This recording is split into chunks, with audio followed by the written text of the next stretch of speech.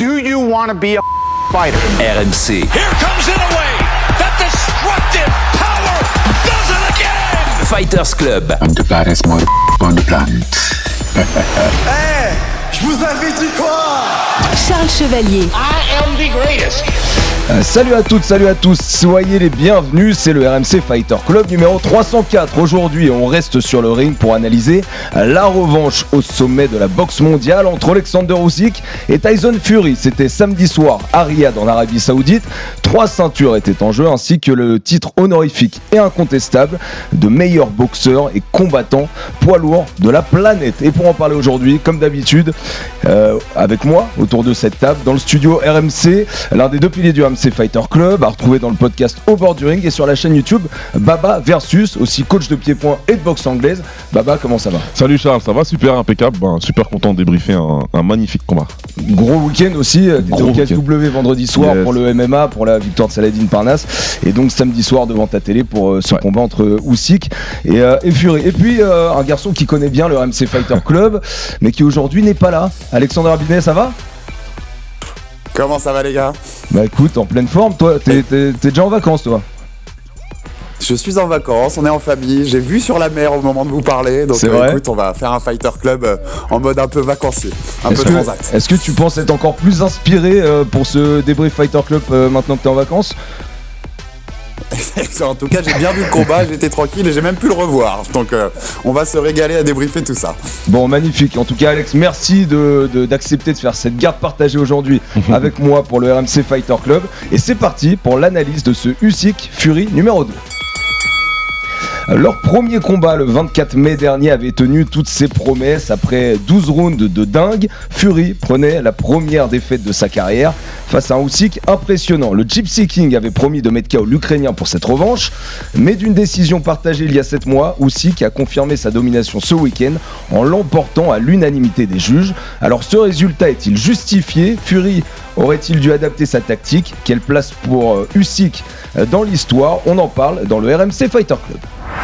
Will he remain undefeated and the man in heavyweight boxing? It will go down to the scorecard. Oh! Another terrific ending. All to the winner by unanimous decision. Still undefeated, still the reigning heavyweight champion of the world from Ukraine, Alexander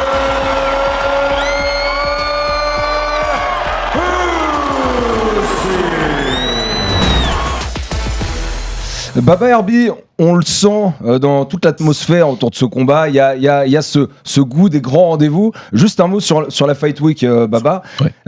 Qu'est-ce que t'en as pensé, toi, de cette Fight Week? Est-ce que justement, t'avais cette saveur que t'as habituellement pour les grands combats? Ouais, quand même. En plus, c'était une semaine, un week-end chargé, comme tu l'as dit. Il y avait pas mal de choses qui se passaient. On était sur le pont, ici, les équipes pour le KSW notamment. Mais voilà, il y avait quand même j'ai quand même réussi à tout regarder.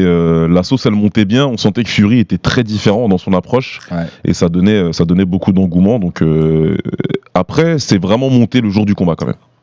Ouais. Donc Fight Week s'est monté progressivement. Ouais. Le jour du combat, Herbie, il y avait aussi beaucoup de stars. On a vu qu'il y avait les frères Klitschko qui étaient là, il y avait Jason Statham et Francis Ngannou. Et il y a aussi, Herbie, un truc que je voulais voir avec toi, c'est, comme vous l'avez évoqué dans le RMC Fighter Club avant le combat, une préférence des promoteurs pour Tyson Fury, pour potentiellement pouvoir continuer à faire du gros business autour de Tyson Fury. Tu as continué à le sentir sur cette Fight Week, Herbie, ce sentiment-là? Ah bah oui, tu l'as senti bien fort, puisque Turki El Alchik, le patron de Riyad Season, le Saoudien qui est derrière le renouveau de la boxe via son pays, il se cachait pas en fait, c'était je veux Tyson Fury gagnant, je veux ma trilogie, et on peut le comprendre, parce que d'un point de vue business, elle aurait fait du chiffre et du sens, mais tu sentais un peu que les cartes étaient contre lui, et pour le coup, même avant la décision, j'ai vu beaucoup de mecs sur les réseaux se dire... Bon, est-ce qu'ils vont lui faire une dinguerie à Usyk? Ça n'a pas été le cas, donc c'est cool. Mais pour revenir sur ce que tu demandais à Baba, sur la Fight Week, il y a quand même un truc toujours en plus. Moi, vous savez que j'aime les petites catégories, particulièrement dans la boxe, mais rien ne remplace un énorme choc poids lourd, quoi. Il y a un truc, il y a une atmosphère, il y a une électricité. Et là, il y avait beaucoup de questions sur est-ce que Fury va pouvoir s'adapter, est-ce que Usyk va pouvoir garder la supériorité. Il y avait quelque chose, il y avait l'odeur des grands combats. Est-ce qu'il vient de dire qu'un combat de Inoue n'aurait pas la saveur? C'est ça que tu viens de dire? Il faut enregistrer cet extrait. Je m'attendais pas à ça de toi. Je viens de le dire. Après, quand on fera l'émission sur Inoue Nakatani dans quelques mois, vous me verrez un peu enflammé aussi, légèrement. Bon, voilà, pour le décor qui est planté. Maintenant, on va commencer à parler de la controverse qui a légèrement, pour certaines personnes, autour de ce combat. On sait qu'il y a des polémiques, on l'a dit, les organisateurs, les promoteurs avaient très envie que ce soit Tyson Fury qui l'emporte. Résultat final, décision unanime donc des juges, 116-112 pour les 3 juges, plus facile qu'au premier fight d'ailleurs, d'après cette notation. Il y a eu aussi un juge d'intelligence artificielle qui a fait beaucoup parler. Et lui, il a noté ce combat 118-110 pour Usyk, donc avec un plus gros écart que ce qu'ont donné les juges réellement. Avant de revenir sur certaines personnes, notamment Frank Warren, l'un des promoteurs de ce combat, qui a dit que c'était pas normal et que la décision était folle. Pour vous, la décision, elle est tout à fait logique, Baba? Elle est complètement logique. C'est le même scoring que j'avais. Je l'ai aucune polémique, je l'ai regardé 2 fois et on va dire même quasiment 3. Non, il y a aucune polémique, c'est le même scoring que j'ai à chaque fois et en plus je score les mêmes rounds à chaque fois. C'était beaucoup plus simple à mon sens à juger que le premier combat. Donc non, pour moi 0 polémique. Herbie, pareil pour toi? Ouais, assez simple à juger, je suis d'accord, j'ai le même score aussi, en le revoyant 2 fois, et je pense que c'est une des rares fois où on peut se dire les 3 juges de ce combat ont complètement fait le boulot. Et Usyk gagne 8 rounds, Fury en gagne 4, et c'est assez simple en effet, comme dit Baba, de voir les rounds 4, 5, 9, enfin voilà, c'est des rounds assez clairs, et moi j'ai eu une chance en fait, parce que j'étais, pour tout vous raconter, je vous raconte ma vie, toujours dans le Fighter Club, j'étais dans le train, donc j'ai pas pu le voir en live, puisque j'étais dans le train pour partir dans mes vacances, donc j'ai vu le replay en arrivant un peu plus tard dans la soirée où j'étais. Et le replay de DAZN, je sais pas pourquoi, par quel miracle, n'avait pas de commentaires. C'était sans commentaires. Donc j'ai vu ce combat 2 fois sans aucun commentaire derrière. D'accord. Et en fait, je pense que la polémique, notamment en Angleterre, elle vient beaucoup parce que ce que j'ai lu, parce qu'il y a beaucoup d'Anglais qui prétendent que Fury a été volé. Et je pense que ça vient beaucoup des commentaires. Si j'ai bien compris, les commentaires anglais notamment ont beaucoup insisté sur les coups que mettait Tyson, beaucoup moins insisté sur ceux que mettait Usyk. Et il y avait ce narratif de Tyson est en train de gagner ce combat. Donc je pense que beaucoup de gens l'ont cru et que la particularité des gros combats comme les combats poids lourds, c'est que beaucoup de gens regardent ces combats-là. C'est certains des rares combats qu'ils regardent. C'est des gens qui regardent parfois pas beaucoup de combats de boxe dans l'année. Et en fait, le narratif des commentateurs influe totalement sur la façon dont ils voient le combat, je pense. Et donc, ça me paraît logique, en fait, qu'il y ait cette controverse, mais elle n'y a pas lieu d'être. Il y a 116-112, sans aucune discussion possible, pour Usyk. Et d'ailleurs, je pense que sur l'ensemble des 2 combats, puisque si vous m'aviez entendu dans la preview, vous savez ce que je pense du premier combat, je pense que Tyson Fury, sur 24 rounds, n'en prend que 8. Ouais, non, c'est ce que tu dis, c'est ce qui s'est passé. Les commentaires, vraiment, moi j'ai regardé sur la version anglaise. C'était très compliqué comme souvent, mais là c'était encore pire que d'habitude. Ils étaient plus que biaisés en fait. Il y a des coups qui étaient bloqués par Usyk, on disait que Fury a du succès. Il y a des coups qui passaient d'Usyk, on disait rien du tout. En plus, ce qui ajoute les 2 points que soulève Alex, c'est les points principaux. La plupart des gens qui regardaient ce combat ne regardent pas de combat d'habitude.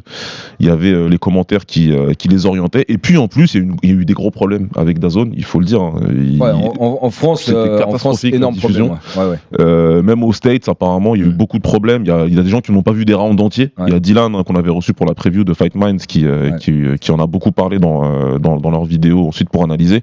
Et donc il y a des gens qui n'ont même pas vu certains rounds. Donc en plus de ne pas avoir vu des rounds, ils avaient quand même le combat pour Fury. Donc je sais pas comment ils font ce tour de magie, mais bon, quand t'as vu le combat en entier, il n'y a pas de problème. Alors effectivement, que le grand public, notamment en Angleterre, soit influencé par les journalistes, par les commentaires, pourquoi pas, que Frank Warren lui-même vienne dire derrière que la décision est folle.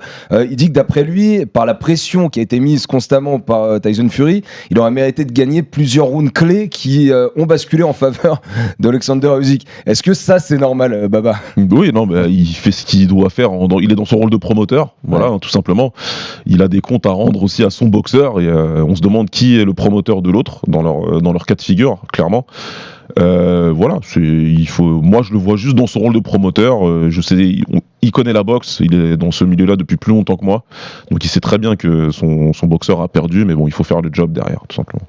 Est-ce que Herbie, c'est finalement la seule manière pour qu'il n'y ait pas de polémique autour de ce combat, ça aurait été de mettre un KO, que ce soit d'un côté ou de l'autre? Est-ce que c'est le KO, c'est la victoire avant la limite qui aurait évité toute polémique pour que justement il n'y ait pas de discussion biaisée comme là?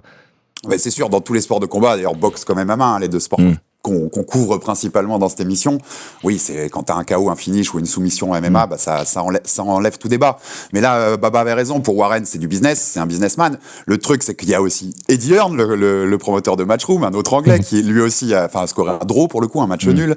Alors lui, on peut se dire qu'il était un peu dégoûté de voir s'envoler l'idée du Fury Joshua avec des ceintures, parce qu'il y aura sûrement un Fury Joshua, mais il y aura pas de ceinture pour le coup.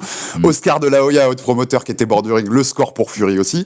Finalement, sur les mecs au bord du ring, le plus logique, ça a été Turki Al-Alchik, le Saoudien, qui a fait un tweet ces dernières heures pour dire il y a bien 4 rounds d'avance pour Alexander Usyk, et bravo à lui pour la victoire. Mais ouais, parfois être promoteur ne veut pas dire que t'es bon juge, on va dire.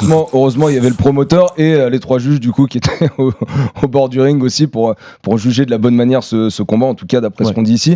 Baba, juste un truc sur quelque chose que tu dis aussi souvent, c'est qu'il y a la manière mathématique de noter un combat, round par round, et puis il y a l'aspect un petit peu global de ce qu'on peut en retirer. Là, encore une fois, même si les mathématiques jouent en faveur de Usyk, l'aspect global, il joue aussi en faveur de Usyk. Bien sûr, quand tu regardes le combat dans son ensemble, tu vois qu'Usyk le remporte, et en plus, je suis assez content parce que sur la physionomie du combat, on était quand même assez bien dedans. On avait bien compris pourquoi Fury allait venir plus lourd, donc il remporte certaines des premières reprises, mais ensuite quand Usyk prend le contrôle, on voit qui est le boxeur supérieur dans le ring, tout simplement. Il a réussi à établir sa supériorité, et je crois que c'était assez clair à l'œil. Ouais. Herbie, pour toi, même impression générale, il n'y a pas besoin de rentrer dans le détail des rounds.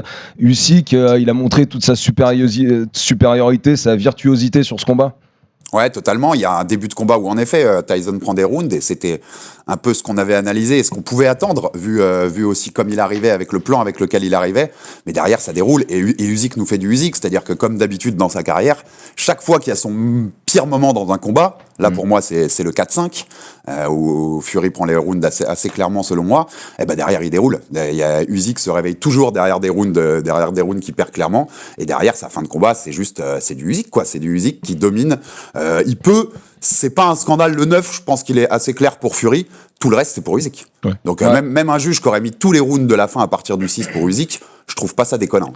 Bon alors justement, on va commencer les gars l'analyse technique de ce combat. Il y a un truc sur lequel on est obligé de revenir à chaque fois parce qu'entre eux c'est toujours impressionnant, et Usyk face à la plupart de ses adversaires poids lourds, c'est toujours impressionnant. Déjà là, il y a 15 cm d'écart de taille, il y a 18 cm d'écart d'allonge, et en plus de ça, par rapport à leur premier combat, on avait un Tyson Fury qui était plus lourd. Quand vous les voyez tous les deux arriver sur le ring et se mettre face à face, qu'est-ce que vous vous dites sur votre première impression? Vous dites que ça va donner quoi comme style de combat? Bah quand je vois un Fury qui ressemble à celui qu'il était contre Wilder la deuxième fois. Donc je comprends qu'il a vraiment adopté cette stratégie d'être plus lourd et de frapper fort, d'essayer d'impacter rapidement. Le premier constat visuel, c'est que tu te dis, et après avec les informations qu'on a sur le poids, il faut comprendre que là, entre les deux, il y avait le même écart qu'entre la catégorie middleweight et la catégorie heavyweight. Entre un 72 kg et un poids lourd. Faut bien se rendre compte de la chose, en fait. Ouais. C'est quand même impressionnant. C'est comme si Bruno Suras affrontait Deontay Wilder. Pour vraiment avoir une image, pour que les gens comprennent. Donc, il y avait beaucoup d'écart. Mais bizarrement, et j'ai jamais caché que j'avais une préférence pour Usyk, donc on va pas faire semblant que je le cache encore aujourd'hui. Mais j'étais serein. Malgré tout, quand le combat commence, je me dis, ouais, aujourd'hui, je crois que ça va très bien se passer pour Usyk. Ouais. Dans le Fighter Club avant combat, c'est d'ailleurs toi, Baba, qui a eu le bon pronostic, avec Usyk qui est allé jusqu'à la décision. Herbie, toi aussi, tu te fais une même impression. Est-ce que tu te dis, quand tu vois justement Tyson Fury arriver avec cet état de forme, tu te dis que c'est vraiment conscient, c'est voulu, ou alors c'est un petit peu subi par un manque de capacité à pouvoir maigrir un petit peu plus avant son combat? Non, je pense que c'est conscient. C'est exactement ce qu'il voulait faire avant Wilder 2. C'est ce qu'il a voulu faire avant Usyk 2. Mais en fait, moi, quand je le vois arriver comme ça, je prends encore plus de confiance. Parce que pareil, je le cache pas, hein, j'étais plutôt pro Usyk. Et je prends encore plus de confiance en voyant qu'il a vraiment pris tout ce poids-là. Parce que malgré cet écart qui est phénoménal, comme dit Baba, faut se rendre compte de ce que c'est, la différence de poids, c'est quand même dinguissime. On n'imaginerait pas ça entre des catégories inférieures. En fait, ça nous paraîtrait dingue de faire un combat comme ça. Mais je me dis, il a fait le mauvais choix. Il a fait le mauvais choix parce que c'est ce qu'on avait dit dans le Fighter Club. Je pense que vouloir faire un combat comme il a voulu le faire comme ça, face à un boxeur comme Usyk, c'est pas Wilder. Usyk, c'est pas Wilder au niveau technique, au niveau footwork, au niveau de son QI box. Et je pense que c'était une erreur. Et que moi, en voyant ça, j'ai eu un petit peu plus le sourire à dire, Usyk va dérouler. Je pensais même, moi, mon pronostic, c'était qu'il pouvait l'arrêter avant la limite. Ça n'a pas été le cas. Ouais. Baba est le meilleur pronostiqueur. Il a beau ne pas aimer ça. C'est une réalité. mais ça m'a donné encore plus confiance, en fait. Ouais. Quand même, on va dire, avec les amis de Fight Minds, tous les quatre, vous aviez mis Usyk vainqueur, Ouais. mais Baba, t'étais le seul à dire que ça allait aller jusqu'à la limite. Dès le premier Mais il faut le dire, round- Charles, excuse-moi, Ouais. mais il faut le dire, en fait. Pourquoi on a mis les 4 aussi? Usyk est le meilleur boxeur des deux. Ouais, et en fait, ouais. avec plusieurs marges d'écart. C'est pas hyper serré, en fait. C'est le meilleur boxeur des deux, large. Ouais. Bah on l'a vu d'ailleurs dès le premier round. Alors c'est là où il est très fort, hein, 18 cm d'allonge d'écart, on le rappelle. Et pourtant, Baba dès le premier round, il arrive à casser cette distance. Alexander Usyk, comme il sait le faire, il va toucher beaucoup au corps. Ouais. Et aussi quand il doit le faire, il fait des combinaisons corps-tête et il arrive à le faire très bien et à chaque fois quasiment. Ouais, ça a été assez rapide. Ce que j'ai beaucoup aimé, l'entame des deux a été très agressive. On a vu Usyk, il a fait la même entame que la première fois, sauf que cette fois-ci, Fury il a choisi de pas reculer. Et évidemment, encore une fois, ça rentre dans son game plan d'impacter Usyk et de faire mal tout de suite. Donc il fait pas de pas de retrait, donc ils se rencontrent tous les deux au milieu du ring. Et Usyk il commence à aller au travail tout de suite au corps, à changer. Et on voit deux ajustements. On voit Fury qui, et je tiens à le dire, hein, qui a été excellent dans ses premières reprises. Dans ce premier round, Fury il est vraiment excellent. Là la tension elle remonte d'un cran quand tu vois qu'il commence à il a sa vitesse de bras, mais en plus tu sens qu'il veut faire mal, il a des mauvaises intentions. Là tu dis ah ouais c'est chaud quand même. S'il en prend une là, Usyk ça peut être compliqué. Mais voilà, on voit un premier ajustement de la part de Fury pour rester à l'intérieur et essayer de faire mal. Et on voit un premier ajustement d'Usyk qui a compris qu'il fallait pas qu'il prenne son uppercut du bras arrière. Donc il gagne la bataille du positionnement du pied avant, droitier-gaucher, c'est important de bien positionner son pied à l'extérieur et de pivoter. En fait, à chaque fois, il va pivoter sur sa gauche à lui pour pouvoir annuler le fait que Fury envoie un uppercut du bras arrière. Et en plus, il va venir contrer avec son bras avant en haut à la tête pour menacer Fury. Donc là, tu te dis, ouais, il a fait son travail. Il n'est pas juste venu avec son talent. Il a compris ce qui n'avait pas fonctionné pour lui à certaines reprises Usyk dans le premier combat et il a ajusté. RB, erreur stratégique du coup de la part de Tyson Fury et de son coin, de se dire on va pas reculer, avec le recul de ce qu'on a vu sur ce combat du coup. Alors déjà, je suis content parce qu'on a vraiment vu le même premier round avec Baba, ça c'est évident. Mais il y a une forme d'erreur tactique en fait dans le sens où, comme je disais tout à l'heure, Fury c'est pas Wilder. Donc quand tu vas t'adapter comme ça et chercher ce combat-là, chercher à aller venir à l'intérieur, lui il a les solutions. Et tout de suite tu le vois, déjà tout de suite le travail au corps. Nous, on sait qu'on adore ça ici au Fighter Club parce que c'est la belle boxe, ça. Et tout de suite, Usyk, il investit sur le corps et tu sais que ça va finir par payer parce qu'Usyk, c'est un maître pour faire ça. Cette bataille du pied, il la gagne tout de suite parce qu'Usyk, son footwork, il est parfait. Il la gagne tout de suite et Tyson a du mal et pour dominer cette bataille à l'intérieur, il aurait dû gagner cette bataille du pied avant et du positionnement vers l'extérieur. Et puis cette adaptation, moi on le disait, l'interrogation autour de ce combat, c'est est-ce que Tyson Fury va s'adapter et réussir à contrer ce que fait Alexander Usyk. Mais dès le premier round, tu sens que celui qui a eu la meilleure adaptation, c'est Usyk, parce que la meilleure arme de Fury sur le premier combat, c'est cette uppercut, et il arrive tout de suite à faire en sorte que ce soit plus une arme en fait pour Tyson Fury. C'est-à-dire cette faculté avec le pivot notamment, avec sa main avant, il attire l'uppercut. Il pivote, il se déplace, l'uppercut, il tape à côté. Et ça va être la même chanson pendant tout le combat, et tu sens qu'il a vraiment travaillé ça, et que ça va être compliqué pour Tyson d'implémenter cette arme, qui était clairement son arme numéro 1 dans le premier combat en mai dernier. Ce qui veut dire que justement cette bataille tactique, cette adaptation par rapport au premier combat, c'est clairement Usyk qui l'a gagné, puisque lui, ses adaptations ont payé. Face à un manque d'adaptation peut-être, justement, ou à une mauvaise adaptation de Fury, qui lui a décidé de ne pas reculer et justement de s'exposer un petit peu plus au coup de Usyk. En fait, si tu veux, je dirais qu'il y a une erreur d'adaptation tactique, mais je pense que c'était quelque chose à tenter. Bon, je vais pas. C'est un excellent boxeur, encore une fois. Fury, un combattant très intelligent. Donc lui, il a pensé que c'était la meilleure solution. Et lui, il était dans le ring dans le premier combat. Donc après, c'est à lui qui voit. C'est vrai que nous, d'un œil extérieur, on se dit que comme il est vraiment pas passé loin la première fois, il fallait reproduire en fait ce qu'il avait fait en étant plus vigilant. Maintenant, moi, ce que je me dis, c'est que c'est comme si c'était c'est comme un poker, hein, tu le sais, la boxe. Et je crois qu'il a montré sa main un peu trop vite, Fury. Il a montré un petit peu trop rapidement ce qu'il comptait faire en travaillant avec son bras avant et pour vraiment préparer le fait qu'il allait envoyer son bras arrière en uppercut, que ce soit au corps ou au visage. Et ça, c'est venu un peu trop vite dans le combat. Et comme Usyk, c'est quelque chose qu'il attendait aussi, il a tout de suite pu montrer à Fury, ben non, aujourd'hui ça va pas marcher parce que moi je sais que t'allais le faire et j'ai déjà une solution et tu pourras pas t'adapter. Vu que je vais plus vite que toi avec mes pieds, vu que je pivote plus vite, que je sors plus vite et que je reviens ensuite plus vite à l'intérieur, aujourd'hui ce sera trop compliqué pour quoi que faire ça. Et si c'était le plan A et qu'il n'y avait pas de plan B, ben en fait on l'a vu rapidement. Et pour un boxeur, dès le premier round, tu dis moi je suis venu avec un plan. Et lui en face, il avait déjà la solution. Ouais. Aïe, c'est compliqué. Tu vois. Compliqué. Alors, C'est vrai que ouais, t'es la team musique, en fait, tu t'es dans le coin sur ce premier round, tu dis bon bah check sur ma checklist. Ok, il va faire ça, il va refaire ça. Il a pris ce point en plus pour être encore plus puissant à l'intérieur et faire du dégât, mais c'est ce qu'il va faire. Il va utiliser ce uppercut et donc on a travaillé pour, on sait comment le contrer. Vas-y, on déroule. Par contre, très important aussi ce que dit Baba, ce Tyson Fury là, parce que qu'on se méprenne pas sur ce qu'on dit depuis le début de l'émission non plus. C'est du Tyson Fury de très haut niveau, hein, ce qu'on a vu là. Et ce Tyson Fury qui était dans le ring samedi soir, je ne vois pas un autre poids lourd sur la planète qui peut le battre. Par contre, on n'est pas ensemble. Voilà. On n'est pas ensemble, mais j'ai dit ça dans l'ascenseur, j'ai dit à Charles. J'ai dit que ce Tyson Fury, il bat les 3000 autres boxeurs poids lourds de la planète. Sans aucun problème. Ouais. Mais en face, t'as un génie. Enfin, tu vois, il faut appeler un chat. À un moment, t'as quelqu'un qui est un boxeur unique, rare et qu'il faut apprécier de voir dans le ring parce que c'est phénoménal. Mais je sais qu'on va revenir sur sa place dans l'histoire, donc je me garde un peu quelques billes. Mais oui, on a encore plein de sujets à aborder. C'est un boxeur à part. C'est un boxeur à part qu'il avait en face et donc c'est plus la grandeur de Usyk que la faiblesse de Tyson Fury. Ouais, évidemment, bien sûr. Évidemment. Alors, si on déroule un petit peu le combat, ça aussi vous le disiez, et c'est vrai que ça semblait être la seule issue pour Tyson Fury. Si vous voulez l'emporter, c'était avant la limite, et principalement sur la première moitié du combat, parce que Usyk, lui, a l'habitude de terminer très très fort ses combats avec un cardio de malade mental. Fury, il aurait fallu qu'il accélère à ces moments-là dans les 2, 3, 4, 5, 6e round. Est-ce que vous avez senti qu'il arrivait à entamer justement des moments forts pour essayer de mettre KO, ou alors justement Usyk par ses déplacements, par son fight IQ a été trop bon pour l'en empêcher?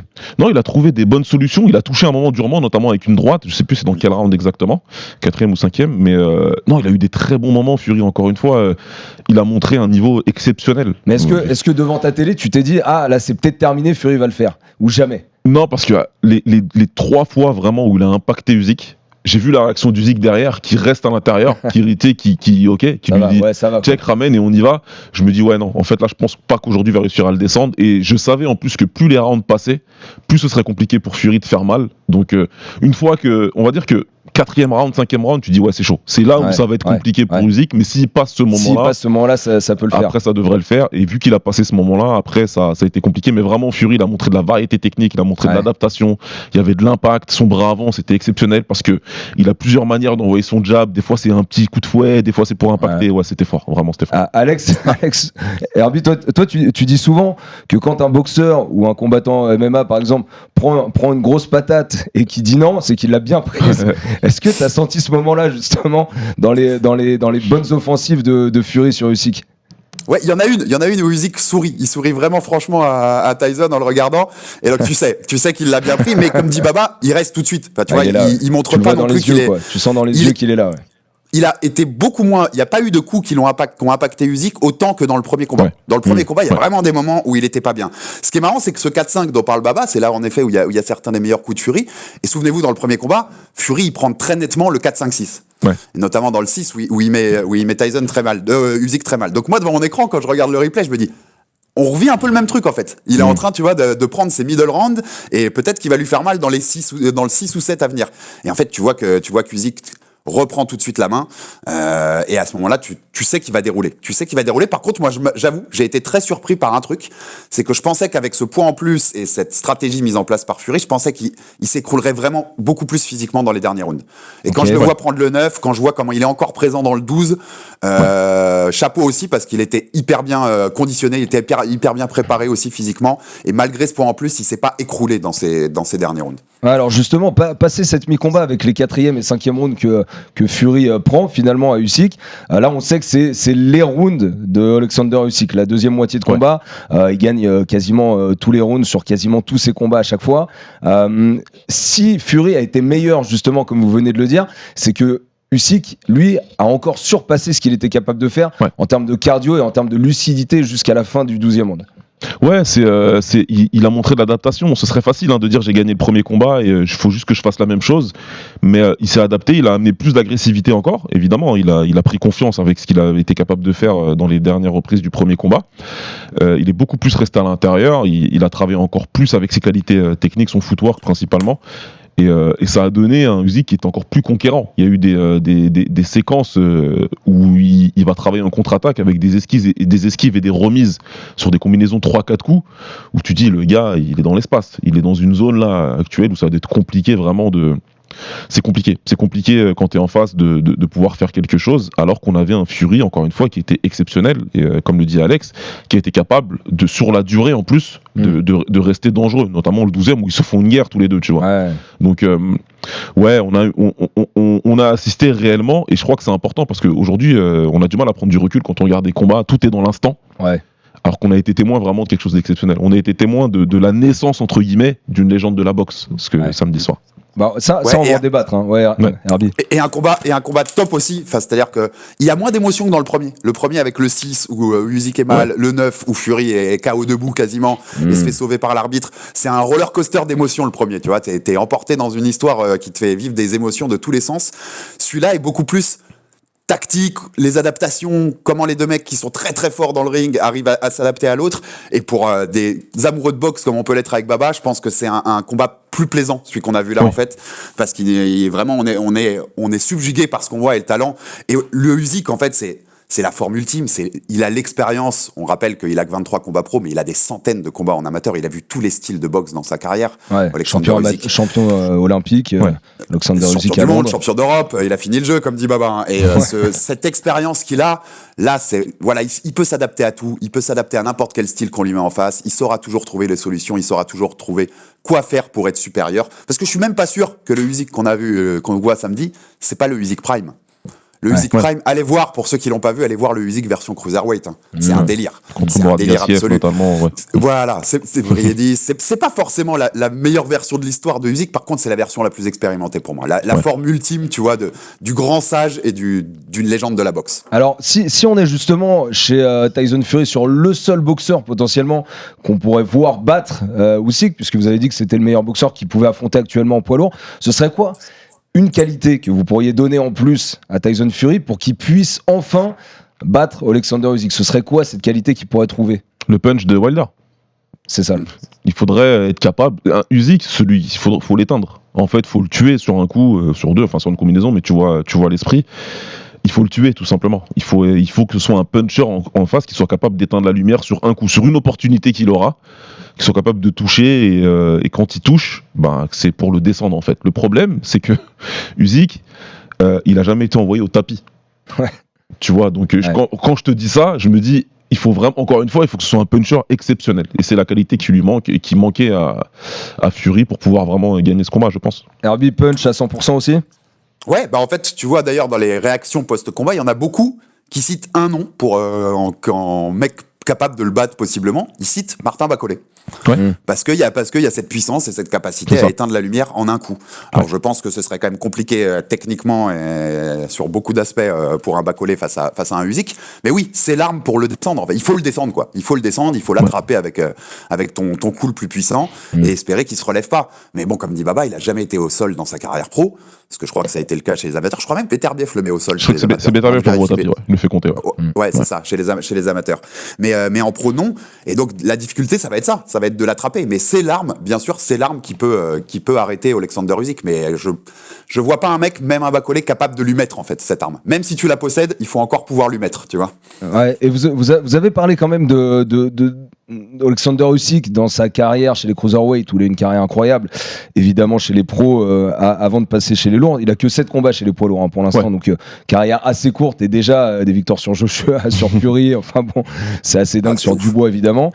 En conférence de presse d'après Fight, Usyk il a dit que Fury lui avait permis d'être plus fort. Est-ce que vous, après cette double confrontation, ces 24 rounds faits face à l'ancien meilleur poids lourd de la planète Tyson Fury, est-ce que Usyk est un meilleur boxeur aujourd'hui? Oui, c'est un meilleur boxeur. Et pourtant, on l'a vu, comme le dit Alex, dans sa carrière en cruiserweight et surtout dans le tournoi où il a battu notamment Mourad Gassiev en finale. et Maëlys Briedis en demi dans un combat magnifique. Il était à son prime physique et technique, réellement, il était vraiment très fort. Mais là, en plus, avec l'expérience et la maturité, comme le disait Alex, je pense que tu refais les combats, il est capable de les terminer, ces gars-là, en cruiser. Tu vois, c'est à ce point-là, je pense qu'il a progressé dans tous les domaines. Il fallait qu'il progresse pour pouvoir avoir du succès en poids lourd, gagner. Parce que, je le rappelle, il y a beaucoup de gens qui pensaient que ce serait insurmontable, cette différence de poids, et de puissance. Les gens pensaient que ce serait trop compliqué. Et au final, il a trouvé les armes, il a pu progresser pour pouvoir se hisser au sommet et littéralement dominer toute l'Angleterre, parce que c'est ce qu'il a fait. Ouais, moi, quand je disais Usyk Prime en cruiser, en fait, ouais, c'est ce côté explosif. Il était plus explosif, tu vois, mais en effet, en termes d'expérience, c'est un meilleur boxeur. Il a vu tellement de trucs, il a su s'adapter au poids lourd. C'est une dinguerie ce qu'il fait. Enfin, on va y revenir, mais tu l'as dit, en 7 combats. Bon, il y a Chaz Witherspoon au milieu qui est un peu c'est le clown dans la rangée de militaires là sur le même. Mais c'est quand même incroyable ce qu'il fait sur ce run chez les poids lourds après avoir dominé comme ça les cruisers. Il est phénoménal. C'est un boxeur à part. Mais parce que faut le dire, parce qu'en fait, il fait à peine 100 kilos en gros quand il combat. Alexander Usyk, c'est presque c'est un effort pour lui de prendre du poids. C'est-à-dire que c'est pas naturel. Et pourtant, il le fait. Il réussit simplement pour le défi sportif à aller prendre des mecs qui font 20-25 kilos de plus que lui en se forçant à prendre du poids. Ça, c'est assez dingue. Ouais, c'est fou. C'est fou. Attends, vas-y. C'est parce que pour l'anecdote, parce que c'est un beau clin d'œil. Vous savez qu'il y a la WBC et la WBA a une catégorie entre les lourds légers et les poids lourds qui s'appelle Bridgerweight, qui est un hommage à un enfant qui avait sauvé sa sœur. Et ce Bridgerweight, c'est 224 pounds la limite. Alexander Usyk, il s'est pesé à 223 pounds. donc il est en dessous, enfin tu vois, il est bon pour la catégorie d'en dessous selon la WC WBA. Donc c'est une folie d'aller martyriser derrière des poids lourds comme ça. Le seul problème de ce que fait Usyk, les gars, c'est que moi je reçois des DM où on me dit mais alors ton petit Inoue, pourquoi il prend pas Tank Davis maintenant puisqu'on peut battre quelqu'un avec une telle différence. Ça paraît facile en fait. Donc redire aux gens, il y a aussi une énorme différence. Si tu fais ça dans les petites catégories, c'est impossible en fait, parce que la différence vraiment physique serait trop énorme et au niveau de la puissance. C'est pas pareil, mais c'est quand même un exploit phénoménal. Baba, tout à l'heure, dans l'ascenseur, on s'est dit beaucoup de choses dans l'ascenseur. En 3 étages, on s'est dit plein de trucs. Tu me parlais de la différence entre le premier fight et le deuxième fight. Redis-moi, où est-ce que tu situes et Fury et Usyk dans leur niveau respectif entre le premier et le deuxième fight? Les deux étaient bien meilleurs que dans le premier. Je pense qu'après le premier combat, ils se sont rendus compte à quel point l'un et l'autre étaient forts, à quel point ils avaient une adversité vraiment redoutable. Et ça se voit qu'ils ont bossé comme des tarés. Ils ont bossé comme des tarés pour être à leur meilleur niveau, pour proposer leur meilleure version tous les deux. Et c'est ce qui s'est passé. Je le redis encore une fois, parce que c'est vrai qu'on parle beaucoup d'Usyk dans l'émission, et c'est normal, il a gagné. Mais ce Fury-là explose tous les autres combattants du monde. Tout simplement, si tu fais le combat contre Joshua dans 2 mois, Joshua se fait exploser. Je te le dis clair et net.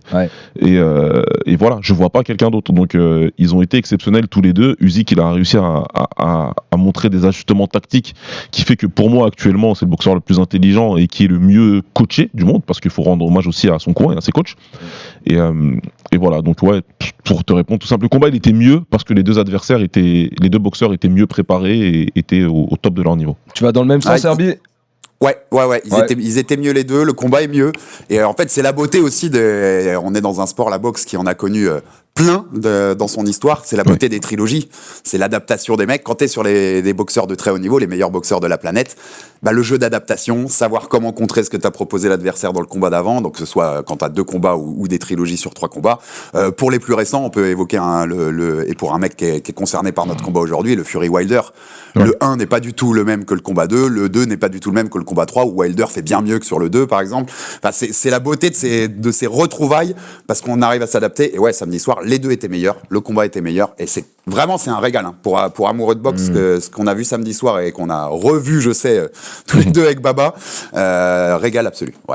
Bon, il nous reste à parler du futur des deux boxeurs, mais aussi de la place dans l'histoire maintenant et de cette double confrontation, et surtout de Alexander Usyk, parce que maintenant il va quand même pouvoir discuter avec beaucoup de boxeurs en les regardant dans les yeux, en disant je suis à ta hauteur dans l'histoire de la boxe anglaise et encore plus peut-être chez les poids lourds. Sur leur futur d'abord, on va parler du vaincu, Tyson Fury. Lui il a annoncé qu'il voulait pas prendre sa retraite, donc ce qui paraît tout tracé maintenant, c'est de l'opposer à Anthony Joshua. 5 ans trop tard, certes, mais bon, ça nous fait penser à un Jones Miocic qui pourtant a très bien marché et a fait énormément de recettes aux États-Unis. 2025, c'est l'année enfin du Fury contre Joshua à Wembley. Ouais, bah, ils ont pas le choix, ils vont le faire. De toute façon, il n'y a pas d'autres combats qui soient réellement intéressants pour les deux. Et puis c'est autre chose que Usyk a apporté à la boxe et surtout les poids lourds, c'est que il y avait des mecs qui étaient là avant qu'Usyk monte. Qui étaient tous dans cette catégorie, qui avaient tous un morceau de ceinture qu'ils voulaient pas, qui refusaient de s'affronter. Les promoteurs refusaient de faire du business ensemble. Il y a un gars qui est monté, qui les a tous battus. Et maintenant, ils se retrouvent tous là, tout penauds en fait. Ouais. Bon, bah, maintenant qu'il nous a tout pris, nos ceintures, nos fans, et bah, il faut qu'on s'affronte entre nous, tu vois. Parce qu'il reste encore du business à faire, même si avant que ce soit trop tard. Donc, et c'est pour ça qu'Eddie Hearn, il a tout de suite commencé à vendre le combat. Il n'y a pas le choix, il faut qu'il fasse ce combat-là tous les deux. Ah, il est arrivé en trouble fête, Usyk et Herbie dans cette KT, parce que on voyait pendant plusieurs années pouvoir faire s'affronter Fury, Wilder, Joshua, les laver dans tous les sens pour pouvoir les faire traverser le monde entier dans les plus grands stades. Et finalement, Herbie, il y a Usyk qui est arrivé et qui a un peu foutu le bordel là-dedans. Bah, c'était ta question pendant des années. C'est qui le meilleur des poids lourds, des trois là? C'est qui de cette génération de monstres physiques, de mecs de plus de 2 mètres qui sont des dieux grecs, enfin pas Fury pour le coup, mais Joshua au niveau de la musculature. Et ben en fait le meilleur c'était le petit cruiserweight qui était en train de détruire tout le monde dans la catégorie en dessous et qui était dans l'ombre de Lomachenko à ce moment-là, puisque sur cette team Ukraine de JO de 2012, on parlait beaucoup plus d'un Loma à l'époque. Donc non, en fait ce combat, le Fury Joshua, il a à part en 2020, quand ils ont toutes les ceintures et que d'ailleurs Fury annonce que avec le mafieux Daniel Kinahan, ils ont trouvé un accord avec Joshua, tout ça. À part à ce moment-là, il a jamais autant fait sens que maintenant. Le Fury Joshua. Ils sortent tous les deux de défaite. Ouais, là c'est logique de le faire maintenant. Ouais, ça reste des énormes noms de la boxe et pas qu'en Angleterre, partout dans le monde. C'est un des rares cas quand même où tu sors d'un combat et le perdant a un plus gros money fight que le vainqueur. Ouais, c'est-à-dire parce que je pense qu'il n'y a aucun fight pour Usyk qui a l'équivalent en termes de ce que ça peut générer, notamment à Wembley, comme disait Baba, que ce qu'a Fury avec Joshua. C'est un combat qui, quoi qu'il arrive, sera intéressant à voir. Je vais vous dire, même moi aujourd'hui, tu ferais, peut-être un peu moins celui-là quand même, mais tu ferais Joshua Wilder, on le regarderait. On serait intrigué, même s'il a plus la saveur qu'il aurait eu il y a 5 ans. C'est des mecs qu'on avait envie de voir se battre et on aurait envie de les voir se boxer encore. Fury Joshua, on sera tous devant l'écran. Wembley sera full et sera rempli très très vite, je pense, au niveau billetterie. Et ça va générer beaucoup d'argent et beaucoup d'intérêt. Et c'est quand même les deux poids lourds générationnels britanniques récents, même s'il y a un petit gars qui arrive là qui donne beaucoup d'espoir, je pense, aux poids lourds britanniques. Bonjour Moses Thomas. Mais ces deux poids lourds générationnels là, de cette génération-là, il faut qu'ils s'affrontent. Il faut que l'Angleterre désigne son roi. C'est la logique absolue. Et parenthèse sur l'argent et sur ce que ça a généré là, c'était 190 millions, 60% pour Usyk puisqu'il était champion et 40% pour Fury puisqu'il était le challenger. Mais donc en gros, on est à peu près à 100 millions de dollars pris pour Usyk et un petit peu moins pour Tyson Fury. Donc c'est impressionnant. Est-ce que Fury, s'il continue sur ses gros fights et ça en serait un forcément à Wembley contre Anthony Joshua, il arriverait après ces deux défaites à mettre la même rigueur qu'il a mis là il a 36 ans dans ses préparations comme auparavant, parce que là par exemple il a pas vu sa femme pendant 3 mois, il a pas vu sa femme et sa famille pendant 3 mois avant ce combat contre Usyk. Il serait encore capable de faire ça? Non, je crois pas. Charles, petite parenthèse, si tu crois Tyson Fury quand il dit des choses comme ça, j'ai des choses à te vendre quand je reviendrai à la rédaction. C'est vrai. Mince. Avec quoi tu vas rentrer de vacances là? Ça me fait peur. Bon écoute, je me fie au principal intéressé, mais effectivement tu fais bien de mettre des parenthèses. Mais je crois pas. Moi je crois pas. Je crois que c'était le combat de sa vie. C'est le combat qu'il a plus motivé dans sa carrière. C'est cette revanche. Il a compris que en face il avait son équivalent entre guillemets, un combattant qui était capable d'être même meilleur que lui techniquement, un meilleur boxeur, et qu'il a vraiment motivé à donner le meilleur de lui-même à l'entraînement et de trouver des clés, et c'est ce qu'il avait trouvé, tu vois. Donc moi je crois qu'il est convaincu dans son fort intérieur qu'il est bien supérieur à Joshua et qu'il n'aura pas besoin de travailler autant pour battre un combattant comme Joshua, et que il va travailler évidemment parce que c'est un professionnel, il va le préparer. Je dis pas qu'il va se présenter comme il s'est présenté contre Francis, où il avait vraiment pas du tout respecté la boxe à ce moment-là, mais il va se préparer quand même, mais pas on n'aura pas la même version. Je pense qu'on a eu la meilleure version de Fury et qu'on n'aura jamais cette version-là. D'accord, donc là Alex, Fury Prime, plus jamais, c'est terminé, c'est derrière nous. Non, je pense qu'en effet, cette version-là que tu as vue samedi, ce sera sans doute la dernière fois qu'on voit ça. Par contre, moi, je suis un peu plus confiant que Baba sur le fait qu'il va se préparer assez fort pour Joshua, dans le sens où il sort de 2 défaites, quand même, et que perdre contre Joshua, dans cette bataille de qui était vraiment le roi des poids lourds en Angleterre, sur sa legacy, sur son héritage sportif et sur ce que le public pensera finalement de ce run de Tyson Fury, je pense que c'est assez important et qu'il a surtout pas envie que le mec dont il a parlé comme juste d'une gravure de mode pendant des années, qui était juste un athlète, enfin tu vois, un bodybuilder, je crois que c'était ça qu'il disait sur Joshua, c'était un bodybuilder. Je pense qu'il a pas du tout envie que le bodybuilder tape le boxeur et que c'est le dernier truc qui le motivera un peu à se préparer. Par contre, si vous revoyez Tyson Fury post Joshua dans un ring, à mon avis, on risque d'avoir des versions un peu compliquées, mais ça va être moi ça me fait peur, hein, la suite post Joshua de Fury, parce qu'on sait, il le répète souvent. Et c'est pour ça qu'il a repris d'ailleurs. Et ce mec-là, c'est pas vivre sans la boxe. S'il y a pas de boxe autour de lui, s'il a pas une certaine forme de rigueur un peu, il s'enfonce très vite dans ses démons. Et une fois qu'il y aura plus la motivation, parce que après Joshua, il y a plus de motivation pour aucun mec. Enfin, tu vois, Bacolé, Kabayel, je sais pas, Parker, Dubois, ça se fera pas puisque c'est Warren, mais il aura plus jamais cette motivation-là. Et je pense que Fury a un vrai potentiel à s'enfoncer dans ses démons assez vite après ce combat-là. Bon, on va parler maintenant d'Alexander Usyk. Il faut quand même préciser parce que comme il est arrivé plus tard dans cette catégorie des poids lourds, donc peut-être moins connu du très grand public, Alexander Usyk, mais il a que 1 an de plus que Tyson Fury. 37 ans, et pourtant il a fait énormément de choses déjà, donc il est dans cette catégorie d'âge, mais il est encore capable de briller pendant plusieurs années, vu ce qu'il est en train de montrer, on peut en être certain. Donc pour lui, c'est dur de pouvoir voir un futur maintenant, parce que celui qui l'a défié directement sur le ring à Riyad, c'est Daniel Dubois, mais Daniel Dubois, il l'a déjà battu. C'est il n'y a pas si longtemps, c'était en 2023. Est-ce que ce serait intéressant pour lui aujourd'hui d'affronter Daniel Dubois? Faut savoir que Daniel Dubois, il a la ceinture IBF, et que du coup, Alexander Usyk, lui, il a les 3 autres ceintures majeures, donc ce serait l'occasion d'unifier tout ça. Est-ce que c'est intéressant pour lui d'aller affronter Daniel Dubois, franchement? Moi, je vois que 2 raisons à pas prendre sa retraite à Usyk et affronter Dubois. La première, c'est, comme tu l'as dit, de réunifier à nouveau les 4 ceintures et de pouvoir derrière se retirer en ayant les 4 ceintures avec lui. Donc tu te retires en étant undisputed. C'est important pour la legacy, c'est vraiment important. Je pense que c'est quelque chose qu'il voulait faire. Il l'a fait une première fois, et les discours qu'il avait à l'époque où il a été obligé d'abandonner la ceinture IBF, tu sentais qu'il était quand même un peu frustré. Et la deuxième, ce serait aussi d'effacer la polémique qu'il y a eu autour du premier combat contre Dubois, où il prend un coup que lui dit dans les parties, que d'autres voient au corps, dont Dubois, et qu'il y a une grosse partie du public, enfin des fans de boxe, qui pensent que c'était un coup au corps. Et c'est quelque chose dont on parle encore aujourd'hui à chaque fois. Et en plus, comme Dubois a mis KO Joshua, là, on se dit peut-être que, tu vois, il y a quelque chose à faire. Donc moi, c'est les 2 seules raisons pour lesquelles je vois Usyk continuer, parce que sinon, très franchement, comme je l'ai dit hier au Fighter Club Sunday, et big up à Sacha et à Kabir qui était avec moi, il a fini le jeu 2 fois. Donc il a fini le jeu une première fois, il l'a refait en mode difficile, il l'a refini. Je vois pas ce qu'il y a à faire de plus. De toute façon, il y a à peu près ça qui est envisagé pour l'instant dans la suite Herbie pour Alexander Usyk. Ah mais on est personne pour lui dire quoi faire, hein. Bien sûr. Mais s'il prend sa retraite, c'est presque logique en fait. Enfin, il a vraiment fini le jeu et il vient de prendre, tu le rappelais Charles, 114 millions de dollars. Des chiffres à vous mettre des champions UFC en PLS les gars quand même, hein. Et puis sur le papier, il a un petit peu moins dépensier que Tyson Fury. Donc non, il a. Alors après, sur le côté héritage, parce que c'est un sport. C'est un sport de long terme, la boxe aussi. Vous savez, aujourd'hui, quand on va parler de sa place, par exemple, dans l'histoire, on parle de mecs dans l'histoire qu'on met très haut, qu'on n'a pas vu boxer, nous, en live, qui boxaient il y a 50, 60 ans. Et ce qui reste, c'est le palmarès. Et quand dans 50 ans, les mecs regarderont la carrière d'Usyk sans l'avoir vu boxer, s'il a rebattu Dubois, ils verront double champion undisputed. 2 fois vainqueur des 4 ceintures. Et ça restera en fait hyper important dans son héritage. Donc je pense qu'en effet, c'est un point qui peut l'intéresser.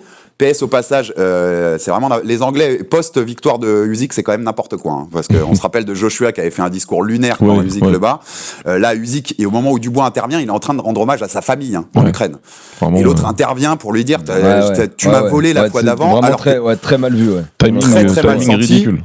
En plus, il dit tu m'as volé la dernière fois. On va rappeler juste que hormis la polémique de ce coup au corps ou low blow, sur lequel on est d'accord d'ailleurs avec Baba, il domine. Non seulement il l'arrête dans le 9e, mais il domine tous les moments de ce combat, Alexander Usyk. Il n'y a pas un moment où Daniel Dubois le domine. Donc tu vois, il n'y a même pas de se dire on veut la revanche parce que c'était très compétitif ou quoi. Usyk était largement supérieur. Donc moi, ça m'intéresse pas des masses, mais je comprendrais qu'il le ferait. Je serais presque plus intrigué par un retour en cruiser comme il l'avait laissé entendre. Ouais, puisqu'il pourrait le faire, et ça lui poserait pas de problème au niveau du poids. comme on l'a T'as dit deux tout à l'heure, il est solutions. capable Ouais, d'y non, aller. c'est un cruiser. Ouais, c'est encore un mec qui peut faire cruiser. Ouais. Geo Peteya, qui est aujourd'hui le patron, je pense, des lourds légers. Beterbiev, s'il rebat Bivol en février et qui monte, et qui, on l'a dit tout à l'heure, ils se sont rencontrés chez les amateurs. Il l'a mis au sol chez les amateurs, Beterbiev. C'est les deux seuls combats qui peuvent faire sens en bas. Mais les options sont hyper limitées en fait pour Usyk parce que ouais, il a fini le jeu. Donc c'est quoi l'intérêt de refaire des trucs? Il a même fini le jeu financièrement depuis samedi soir. Donc quel est l'intérêt? Ouais, c'est compliqué. Ouais, vu ce qu'a décidé de faire l'IBF, donc avec cette ceinture justement. D'ailleurs, il a un combat prévu, parce qu'on parle de ça, mais il faut quand même qu'il batte Joseph Parker au mois de février. Avant C'était même très irrespectueux pour Parker. Mais c'est vrai que son intervention a été très mal sentie, mais elle fait quand même que nous, ici même en France, on en parle aujourd'hui. Ouais, bien sûr. Donc c'est vrai qu'elle était vraiment mal exécutée, mais en tout cas elle est là. On va aborder juste dans une minute la legacy pour l'instant. Posé et créé, déjà déterminé par Alexander Usyk d'après vous. Simplement, à part ces deux options, sinon c'est la retraite. Parce que là, chez les lourds, il n'y a personne d'autre à affronter. Ouais. Pour lui, redescendre, aller prendre un gros nom, ce serait une option. Sinon, c'est la retraite pour Alexander Usyk. Ouais, moi je pense, comme je dis, le combat qui intriguerait et qui fait sens avec son histoire personnelle, ce serait de rencontrer Beterbiev. Si Beterbiev va Bivol, parce que lui aussi, il a une grosse tâche sur les mains en février à accomplir. Et oui, voilà. Après, il y a un truc à faire. Puis en plus, tu sais, c'est un petit peu comme dans les films, Ukraine vs Russie, etc. Tu vois. Donc, il y aura quelque chose qui ferait sens pour terminer sa carrière sur cette note-là. Et voilà, moi je pense qu'il nous a montré le meilleur. Ensuite, c'est vrai que c'est un peu bizarre, vu le niveau qu'il a affiché contre Fury, tu te dis, il a encore 2-3 ans de boxe derrière lui, facile, il a encore des combats à livrer. Sauf que ça manque d'adversité réelle, tu vois, ça manque de quelque chose qui va vraiment électriser la foule, encore une fois. Ouais. Donc ouais, moi personnellement, voilà. Si tu me demandes mon avis, oui, pour moi il a terminé, c'est bon, faut tirer sa révérence. Non, puis comme tu disais, moi c'est pour ça que je disais bien, si Beterbiev rebat Bivol, c'est intéressant parce qu'il y a storytelling Russie-Ukraine, c'est intéressant parce que ça voudrait dire que Beterbiev est toujours invaincu et c'est cette machine à chaos de destruction, donc t'as un peu une intrigue. Dubois, on l'a dit, pourquoi on comprenait qu'il pouvait le faire pour le côté historique, tout ça, enfin Dubois ou Parker, on répète. Par contre le reste, tu vois, quand des mecs me disaient il peut être battu par Bacolé, au-delà de pas être d'accord, flemme un peu moi les gars, enfin tu vois, pour Usyk à 37 ans, après tout ce qu'il a fait, de se dire je vais me motiver pour Bacolé, je vois pas ce qui est motivant en fait pour lui, tu vois, et c'est pas un manque de respect pour Bacolé pour le coup, c'est juste que il a déjà été dans des hauteurs tellement hautes que ce genre de combat là ça peut plus être intéressant en fait vraiment pour lui. Bon alors les gars, quelle place pour Alexander Usyk dans l'histoire? Voilà, c'est la question qu'on va maintenant se poser pour terminer le RMC Fighter Club. Déjà chez les lourds, est-ce que vous le mettez dans le top 5 historique déjà de l'histoire des poids lourds? Il a que 7 combats chez les lourds. Je vais vous dire ses adversaires, Chaz Witherspoon, Derek Chisora, 2 fois Anthony Joshua, 1 fois Daniel Dubois et 2 fois Tyson Fury. Est-ce que ce palmarès, ces 7 victoires d'affilée face à ces adversaires-là, Baba, ça te le place dans un top 5 historique chez les poids lourds? Pour moi, il est minimum top 10 et de façon très personnelle, je peux le mettre dans le top 5. Maintenant, quand tu regardes la qualité des adversaires, tu diras qu'il y a des poids lourds dans les années 90 ou dans les années 60-70 qui ont battu de meilleurs adversaires et qui sont classés dans le top 10 des poids lourds de l'histoire. Ça, c'est vrai. Maintenant, quand tu fais un classement générationnel, justement, tu parles de génération. Il faut savoir qui s'est hissé au top de sa génération. Il a battu les meilleurs combattants disponibles, Usyk, et 2 fois. Donc c'est pas juste une fluke comme on dit, non, il les a battus 2 fois, il s'est établi comme le meilleur poids lourd de sa génération, tout simplement. Et celui qui discute avec lui, ça va être Klitschko, dans cette génération-là, tout simplement. Est-ce que moi je le mets au-dessus de Klitschko? Oui, ça c'est quelque chose de très personnel. On a eu un suiveur du Fighter Club qui dit il met Klitschko devant et je me débattrai pas. Donc tu nous écoutes, je sais, c'est la réponse que t'attendais pour aujourd'hui. Je vais pas si tu l'as devant, je vais pas débattre avec toi parce que t'aurais raison aussi, tu vois. C'est là où ça se discute, Charles. C'est tu peux le mettre dedans et je crois qu'après ça va être des considérations très personnelles. Donc c'est dur à dire, c'est dur. Bon, top 5, c'est hyper intéressant ce que dit Baba 5, parce que c'est hyper intéressant ce que dit Baba. Quand t'es Mohamed Ali, je veux dire, les mecs que t'avais à ta disposition à affronter, il y en avait beaucoup plus que la génération actuelle. Des vrais grands noms, des vrais grands boxeurs. Usyk, il a battu les mecs qui étaient là. Parce que je mets pas Wilder dans la même catégorie pour le coup que qu'un Tyson Fury. Hein. C'est pas le même genre de boxeur et de champion. Donc il a battu tout ce qui était disponible. C'est compliqué de le placer. Moi, je le mets top 10 minimum aussi comme Baba. J'ai du mal à le ranger dans un top 5, j'avoue, parce que en poids lourd pur, hein, je te parle pas de tous les temps. Il y a des mecs que je placerais devant lui en poids lourd, que je placerais derrière en tous les temps sur ce qu'ils ont réalisé dans la boxe globale. Ouais.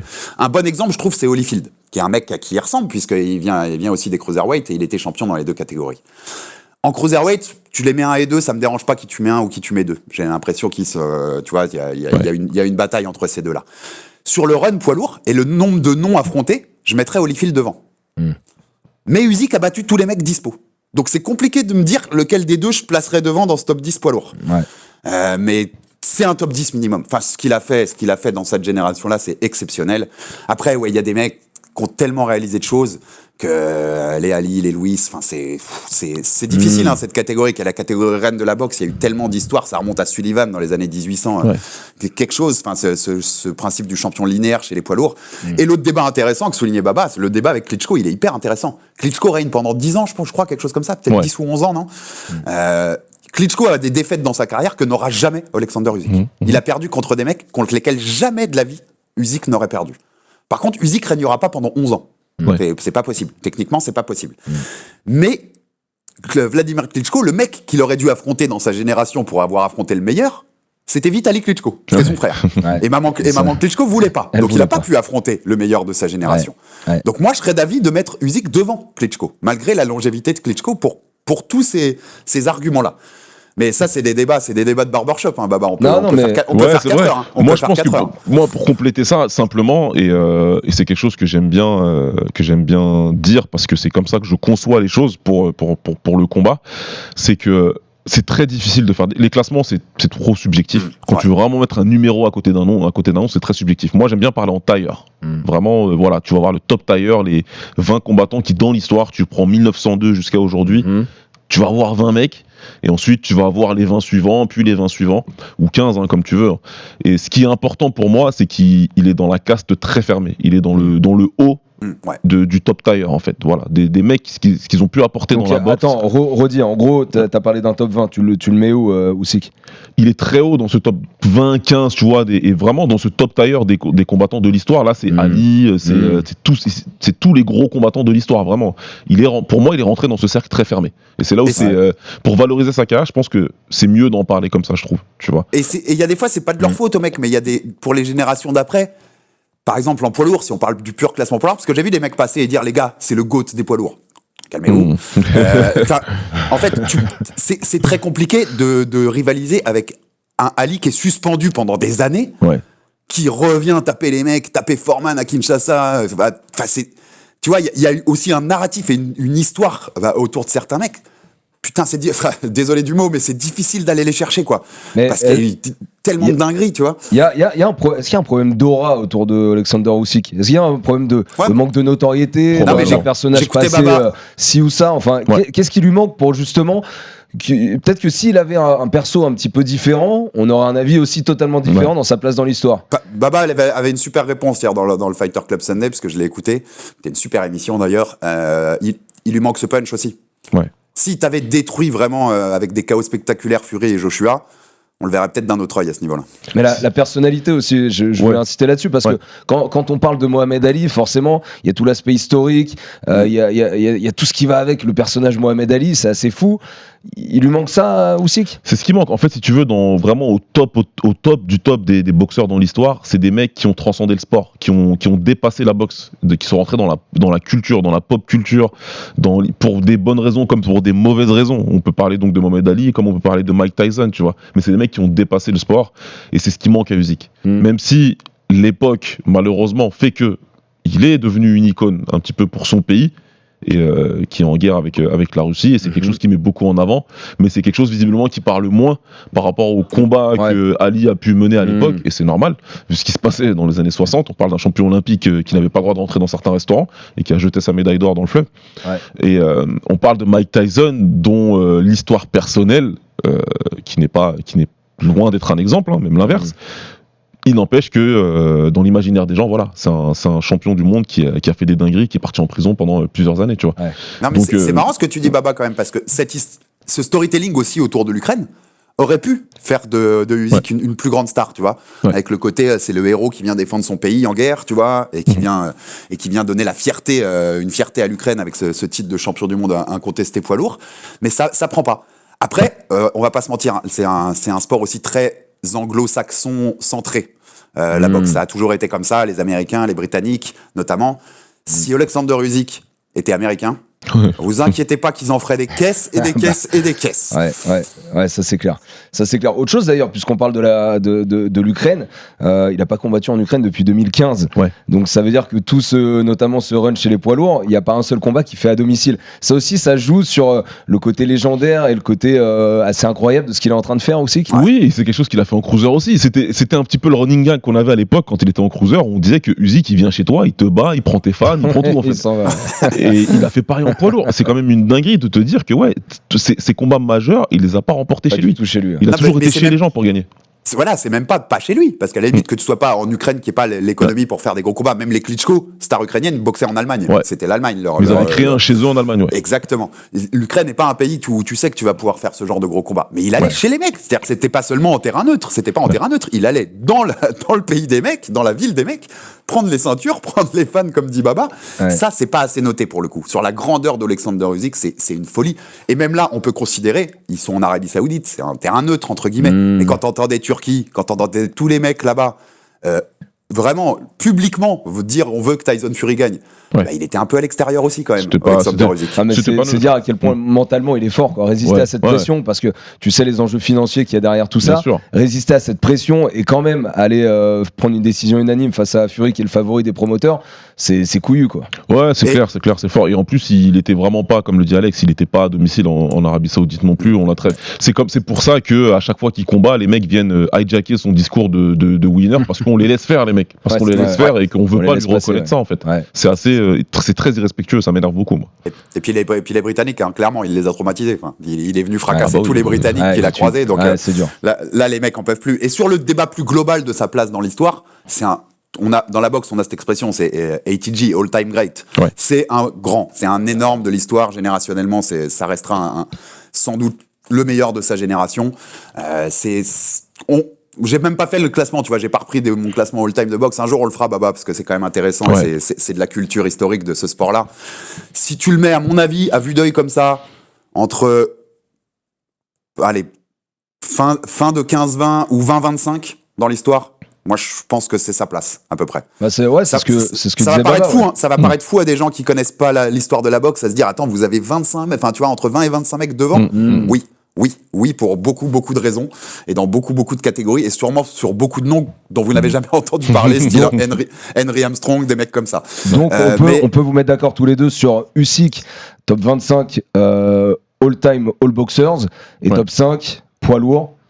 Top 10 en tout cas, moi je t'ai dit pas top 5 pour moi, mais juste en dehors de mon top 5. Je pense top 10, top 10. En gros, pour vous deux, il est dans le top 10 chez les poids lourds et dans le top 25. Tu sais ce qui est plus intéressant, Charles, un débat beaucoup plus intéressant.